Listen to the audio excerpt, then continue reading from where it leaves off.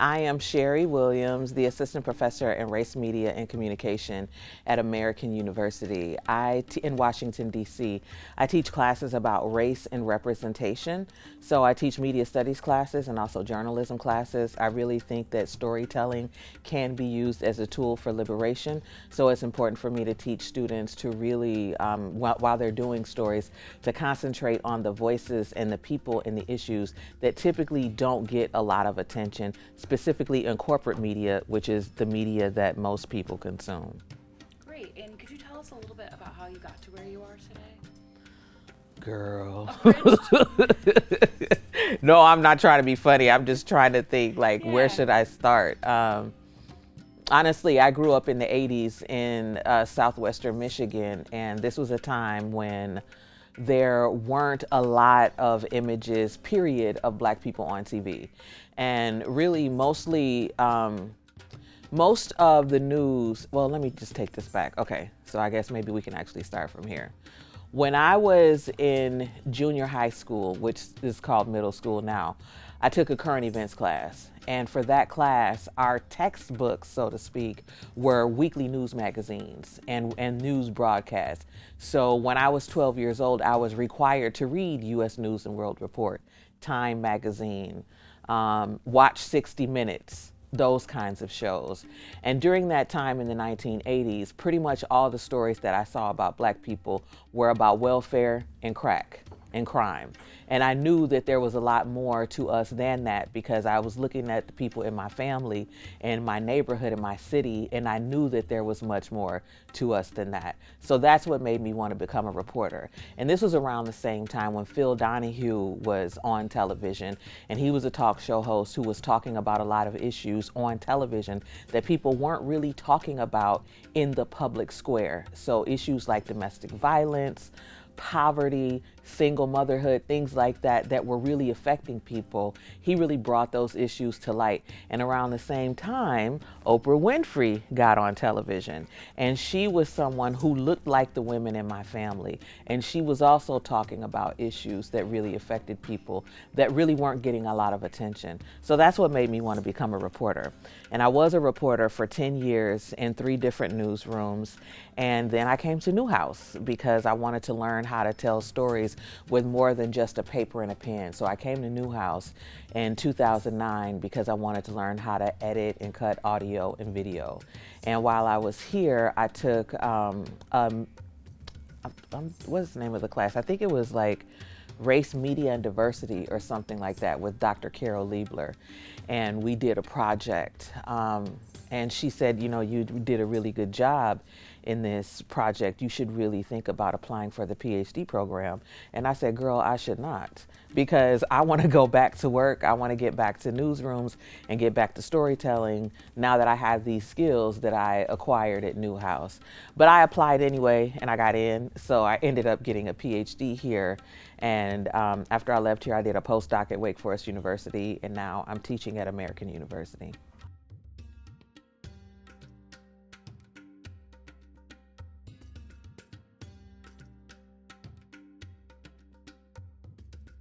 Well, to me, it means representation in media means a reflection of democracy.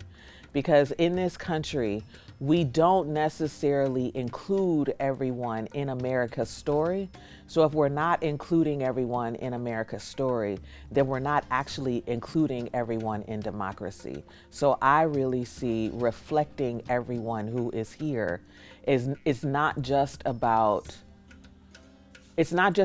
imagery. It's about actually reflecting humanity. And I think that's really, really important. And so people tend to think of the Fourth Estate as like this vanguard for the people, that is a watchdog for the people. And that is true, but that has not always been the case for all of the people.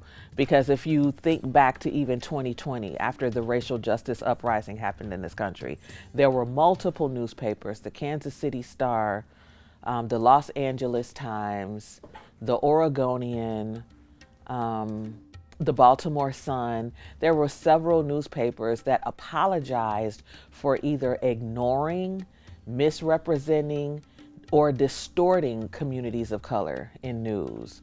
And that's really important because the Baltimore Sun in particular said that they apologized for advocating for anti-Black policies in the state. So again, when we think about representation, it's not just about what we see, it's about how those images affect how people govern. Those images affect how people interact with one another.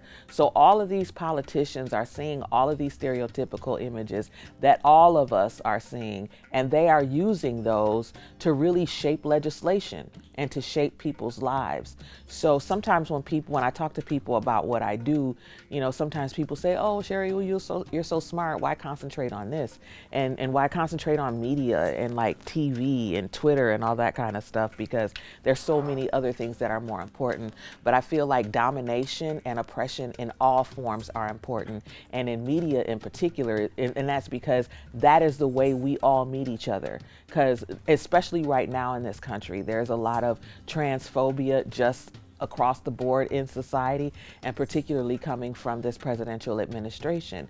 But most people say that they don't know a trans person, but they end up meeting them through media. So that ends up making these representations of transgender people even more important. And it is even more important that those representations are authentic and not distorted. I think there is still a huge responsibility that mass media has in all forms, not just news, to really be authentic and to be honest in its portrayals of people, because there's so much misinformation, so much disinformation in all forms of media, particularly on social media. And people really, the amount of media literacy that people don't have is palpable. I don't even think people realize how much folks don't know the difference between an ad and news, or an editorial, which is mostly opinion based, and a news story. So it's really important that people who are creating these narratives really concentrate on trying to be as honest and inclusive as possible, and especially now that things are so polarized.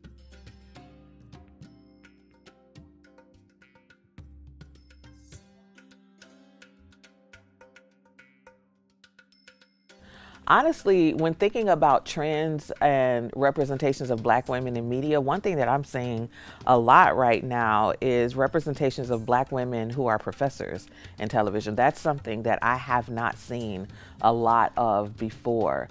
And I say this because, like, the reboot of Sex and the City has a Black woman who is a professor.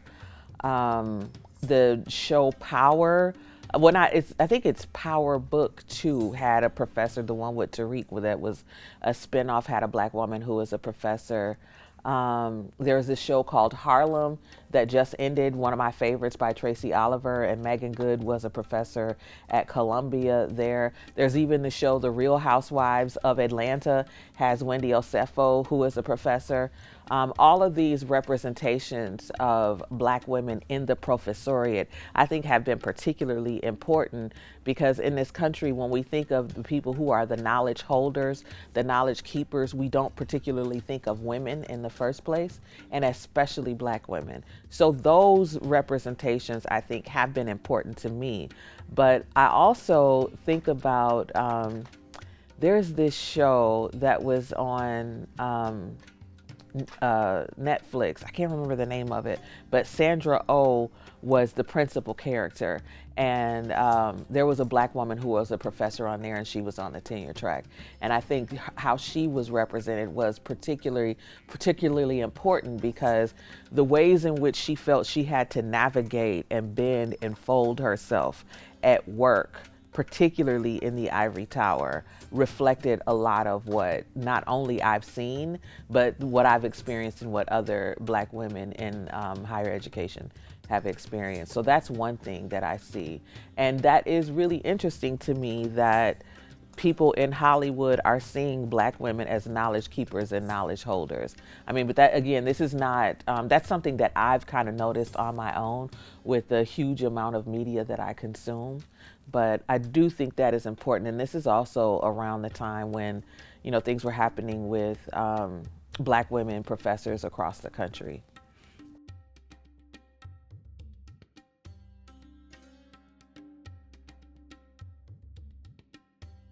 I mean, I think reality TV is both. For one thing, I don't easily dismiss reality TV in the way that other media scholars do, because there are representations that I see on reality TV that I don't see anywhere else. So, like, for example, VH1 is a network that, I mean, as you know, used to be like the kind of like older, cornier sister of MTV with, you know, some of the like light rock that they used to play, but now they have a lot of reality TV shows on there. There was this one show that they had called The Gossip Game, that was actually airing when I was here in graduate school. And on that show, they had a woman who was a DJ whose child was transitioning. And they talked about what that meant for them as a family. I have never seen a representation like that before about Black people. They were an Afro-Latino family, about a Latino family, about a Black family, an Afro-Latino family, anywhere on television. So I think that was a really important thing for people to see, right? And that it was a real family, real people, and people who were relatable. On Love and Hip Hop, throughout that franchise, there have been people on there who have gone to jail, who have gone to prison, who have re-entered society from prison, and there's been a lot about they portrayed a lot about how that affected the family, because some of these guys had like little kids who were 5, 6, 7 years old, who were really affected by what it meant to have daddy at home all the time, and then all of a sudden to not have them there at all. So the impact that incarceration has on families is something that I've seen on reality TV. I mean, there have been a lot of issues that come out on reality TV that people don't really talk about. There was one character, well, not character, but cast member, Jonathan Fernandez, who his mother forced him to go through conversion therapy when he was a young boy. And he had never really talked about it before, but he talked to his mother about actually some of the things that he went through and a lot of the physical and emotional pain that he experienced. That kind of an issue I had never seen before with people of color on television. So yeah, there are some stereotypical things that happen on reality TV, any reality television show. Because I mean, if we even think back to my college days and my era of the Real World, you know, there's the jock, the pretty girl, the country boy, you know, like all of these archetypes that are basically stereotyping people into a box. That's the nature of reality TV. But that does make it problematic, but there also is so much more. So I don't see it as something that we should automatically dismiss. And also, when I was doing my research while I was at Newhouse, really looking at watching reality television on the television screen and then watching people's dialogue about it on social media screens, I was seeing that some of that fighting, some of the clashes that were happening between the women, even though a lot of people didn't like them, they didn't like seeing Black women fighting each other, there were some people in the stream who were saying that at least these are representations of women who are standing up for themselves. They are fighting for themselves. They're defending themselves. And they're not waiting for a man to do it. And one thing that I also think is interesting, there's a scholar named Raquel Gates who talks about how some of these representations of Black women being just not concerned with the white gaze, with the male gaze, with the dominant gaze, any of this, when other Black women watch it, they kind of see some relief, or like they see these women who really don't care about what anybody thinks in their life, about them in their life.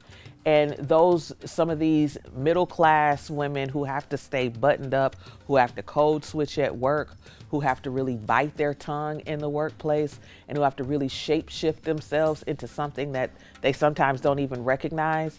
When they watch these women on reality TV, they're watching Black women who don't have to do that, because they really don't care about what anybody thinks. I mean, anybody, the audience, the cast members, or anybody. So I think there's something that's really interesting there too.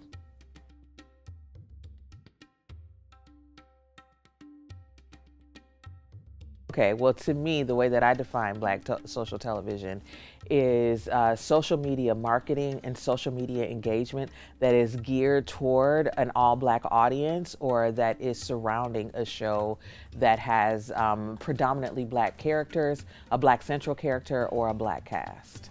And then, could you share maybe an example from your book or something you've seen more recently that kind of exemplifies that and what you've seen? I mean, honestly, I think one of the most important examples is Scandal.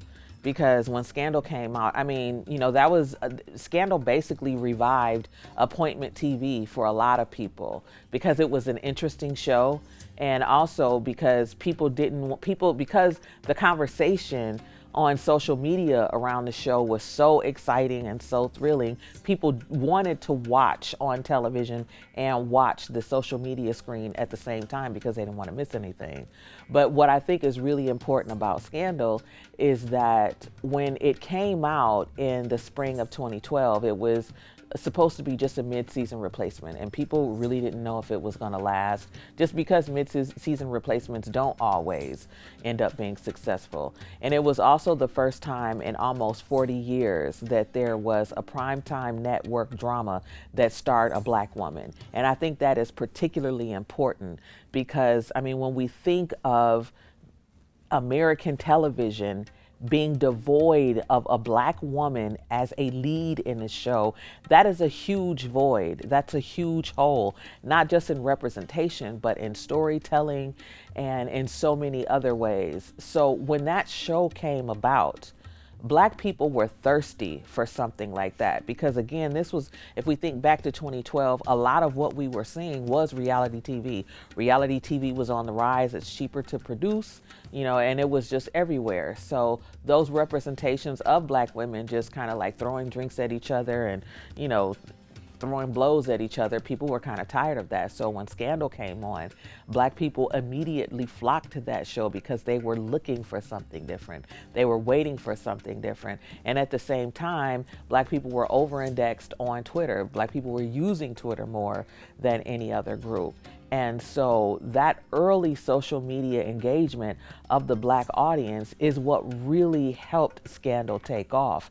And it's really funny because I went to a social media conference or social television conference in Los Angeles on the winter break when I was in graduate school. And I talked to somebody who was a social media manager at a network, and he was basically saying what we saw, the kind of social media engagement, the memes, the text that the videos that the audience were creating during that first season, they started to adopt those same practices. So it was really like a lot of what the audience was doing and a lot of their engagement really helped to bolster this whole practice and also make the show more popular. So the buzz happens on Twitter.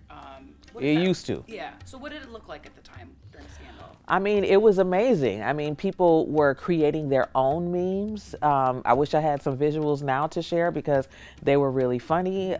People would take like different parts of the show that were really interesting to them or thrilling, funny, and then create and basically engage in intertextuality, which is taking text and then making their own text out of the text. So people created memes, they created videos. There was this one guy who created Cartoon Scandal, and he actually created a cartoon version of what was happening on the show. And even Shonda Rhimes would engage and say, hey, Scandal has a rerun on this weekend, but make sure you watch Kevin Fredericks' Cartoon Scandal on YouTube. So, I mean, there was an enormous amount of activity particularly regarding Scandal back then. And then how did that change the show in terms of its longevity, the content that they were I mean, people about? started it was not just the chatter on the show. People started watching the show more. I mean, it really became more popular. It became like a ratings giant because of all of that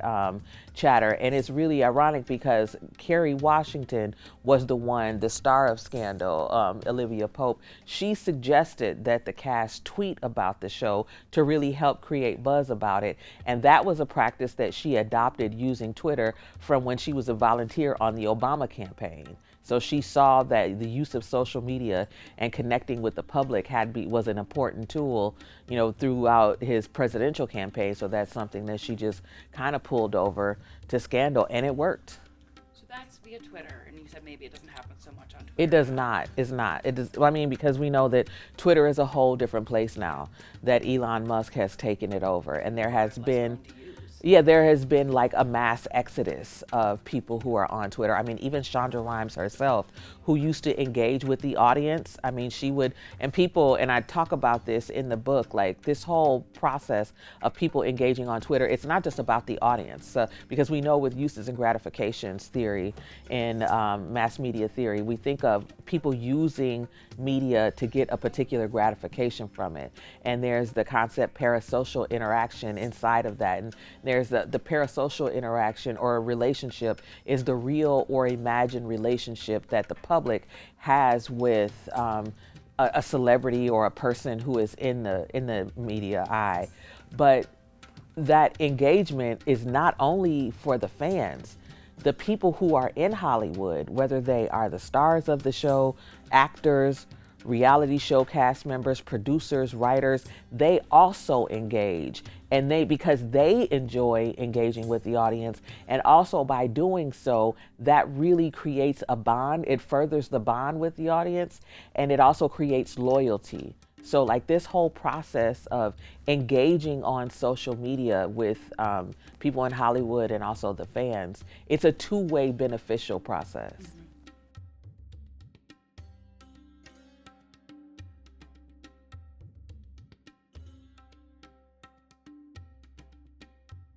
So we know that the ability to go live on Instagram is something that we see a lot. So one thing that I'm seeing is there are shows like Tyler Perry has done this with some of his shows. He has a show called Sisters, and he'll say, hey, I'm going to go live at a certain time of day and I'll talk to the fans. So, and sometimes like there will be Tyler Perry in one square and then a fan in another square, right? And then sometimes they'll bring in, because I think you can have up to 4 people live on Instagram Live. So there'll be like members of the cast, maybe the writer, director, like people who are involved in the show, and also maybe a fan or two, all having a video conversation together. And that takes it a bit further from just the text exchange and just tweeting with one another. And then when people are able to, speak with some of these folks who they admire, or some of these actors that they like, when they're able to speak with them on video, again, that intensifies their loyalty, their interest in these narratives, in these shows. And also for those people who are acting in the shows and writing and being a part of the production process, that really gives them more feedback about like the direction that they might be going in, or a character that the audience might be more interested in too. And I've seen people, like when they've gone on Instagram Live with some of the folks who they engage with, they screenshot those and then they post them again on their social media. So, doing the Instagram Lives with the audience is something that I'm seeing people do a lot, and also the polls and other forms of interaction. But I'm seeing Instagram as a way that that people have been doing this. There's this show called The Chi that Lena Waithe has, and it comes, it's on like Showtime, Paramount Plus, and weekly they would have conversations, just like every Sunday, I think the show came on. But so it will be like an hour before the show came on, there would be a weekly conversation with someone from the show and also the audience, and that ability to engage with one another on video.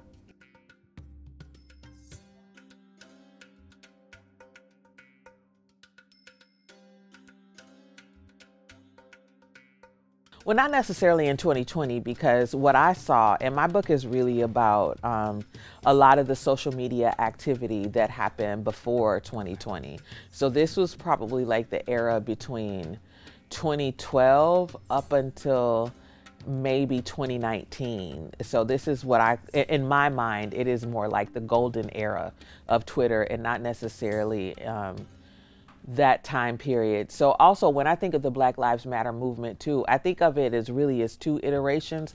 Like the first iteration is basically, for me in my mind historically, is 2014 when Mike Brown was killed and Ferguson was on fire, and then Freddie Gray in Baltimore and Tamir Rice in Cleveland, and just all of these, Sandra Bland, all of the killings that happened, all of the police brutality to the extreme that happened during that era. And then I tend to think of 2020 as the second iteration of the Black Lives Matter movement. But so for the first iteration of the Black Lives Matter movement, we saw a lot of social, not just social media engagement, but digital activism and Black resistance on social media. And so we saw people organize, and honestly, some of that social media activism first I saw when Trayvon Martin was killed in February of 2012 in Florida.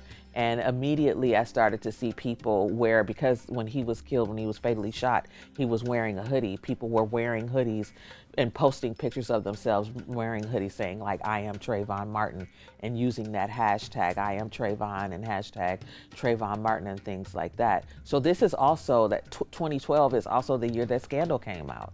So there are all of these, and Scandal actually had an episode, it was called the Lawn Chair episode, which basically kind of resembled and mirrored the Trayvon Martin case. So at the same time that there was all of this activism around police brutality and social justice, there was also a lot of engagement around representations of Black people. And I think one of the most important ways that we saw that intersect was when Mike Brown was killed in Ferguson in August of 2014. And people were saying, if they gunned me down, how would they portray me? Because there was a picture of Michael Brown where he was kind of looking down, and there was like some shadowing over his face, and he was like throwing up a peace sign, which some white reporters translated into being a gang sign, which I don't know how this is a gang sign.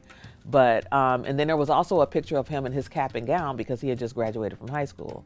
And so because that picture where he was kind of like shadowy and just not the best picture, that's the one that was used in mass media a lot. But the picture of him in his cap and gown graduating from high school was not the one that was used. So Black people really engaged in not only digital resistance, but also media literacy and media accountability with the hashtag, if they gun me down. If they gun me down, would they show a picture of me, they meaning corporate mainstream media, would they show a picture of me hanging out with my friends with a bottle of Hennessy in my hand and maybe a cigarette in the other, out kicking it when I'm just having fun? Or would they show a picture of me, embracing with my family and my loved ones? So it's really that, I think that hashtag was really, really important because it really was at the intersection of not only the Black Lives Matter movement, but also media representation. Because essentially what they were saying is when Black people are victims of crime, we always have to be a perfect victim in order to get the media representation that we deserve. And they're also, and even when we are a victim and we had no role in our demise, there's still some way that we are going to be stigmatized and distorted.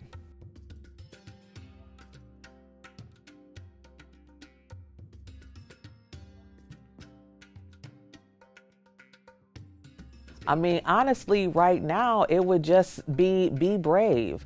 Stop succumbing to this administration and cover news stories, cover issues the way that they should be covered, regardless of how this administration is going to feel about it. Because one thing that I think is particularly disappointing is how news media is really succumbing to some of this administration's bigotry. So we've seen different media outlets, whether it is, ABC, NPR, because this president is saying that diversity, equity, and inclusion is something that he doesn't care about and something that he feels like is unfavorable to white men, to whoever.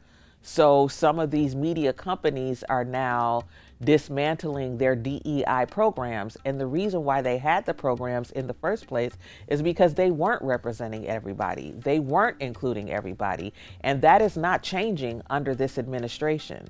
So, I mean, the fact that they are changing those things in-house in terms of their hiring and promotion, that also leads me to believe that there is going to be maybe less concern about reflecting all of America in the narratives too. So I would say the gains that have been made, that have unfortunately been unraveled since 2020, in a lot of media houses, whether, that is like a production company in California or whatever it is, I just think that this is the time for bravery, and this is the time for real storytelling and real representation. I mean, this is not the time to cower. Hi, my name is Sherri Williams. I'm the director of CodeShift, a collaboratory for data equity, social healing, inclusive futures, and transformation. Thanks for watching Chai with Sherri.